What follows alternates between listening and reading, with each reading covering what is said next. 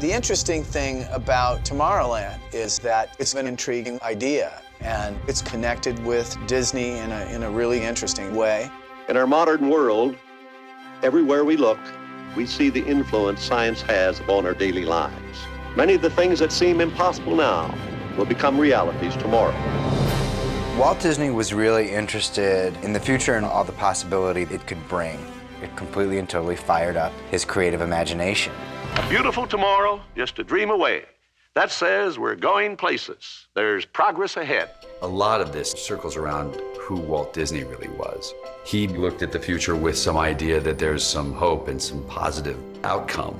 He came up with systems that would make people work together better, optimizing the human race. Walt Disney was always playing with something, you know, whether it was animatronics or mass transportation, the monorail, urban planning too, is his idea of what the world could be like. Experimental, prototype, community of tomorrow.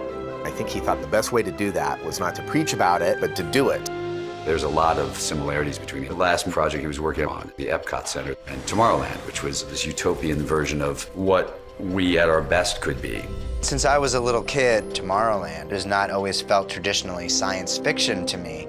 It's almost felt like science fact. Some of these things haven't happened yet, but they can happen. Buckle up! And I think that the great thing about Walt is he inspired us to light that spark of optimism. We're getting a large canvas to paint on because the very word Tomorrowland is evocative. It evokes play and it evokes promise, freshness, you know, something that's unknown that's about to be here. A place where people actually live a life they can't find anywhere else in the world.